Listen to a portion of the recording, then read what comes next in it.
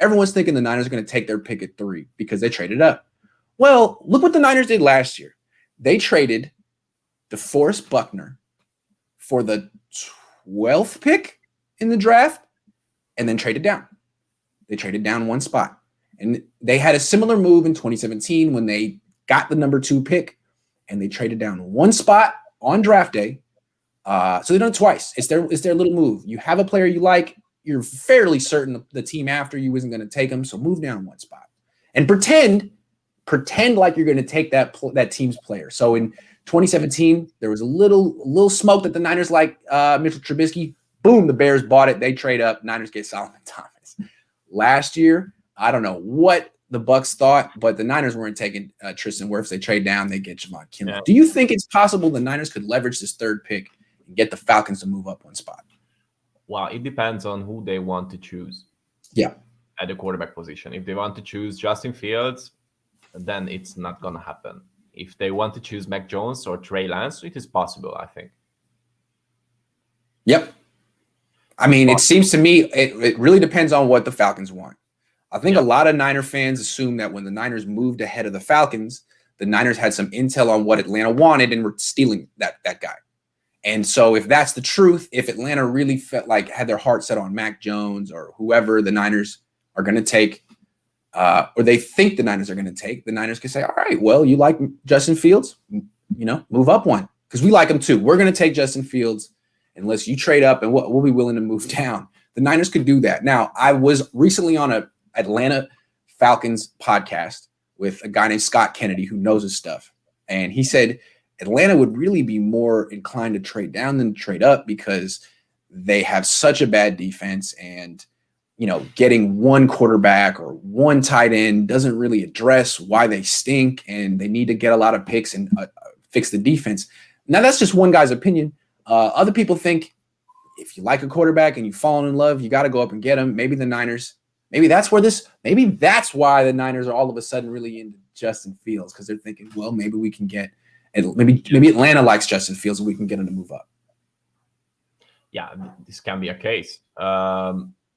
But I don't think that this is going to happen. Mm-hmm. I don't think that there will be anyone who will try to reach higher on the draft this season. And I do think that Kyle Shanahan wouldn't just let other teams choose quarterbacks before of him.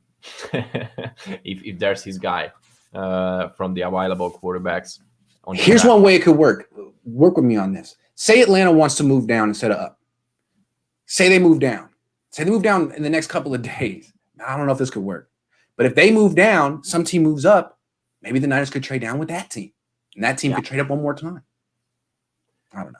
Well, maybe. That can happen. But do you really think that after that huge trade for the 3rd pick in this NFL draft, this is going to happen?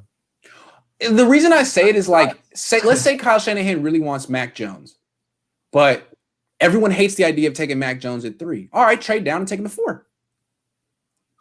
That's a little bit more palatable, right? We didn't take him at 3, we took him at 4. That could work. Trade down one spot, get him at 4. I don't know. All right, Austin says, don't know if you've already talked about this, but why do you think ESPN and their people are pushing Mac Jones to SF so hard? They probably heard something. This is a kind of social media thing because most of the people hate Mac Jones just because he doesn't look like a real athlete. He played for Alabama. He's not a good, not a good-looking guy. Yes. But I have to say that. And most of the people are in love with Justin Fields or Trey Lance or other guys like that. And I do think that the ESPN can have the greatest, the most reactions from those posts saying that the 49ers are in love with Mac Jones. That's all. It's just a kind of a smoke screen that they are doing right now. Interesting. Look, if a guy like Adam Schefter is saying it, he heard something.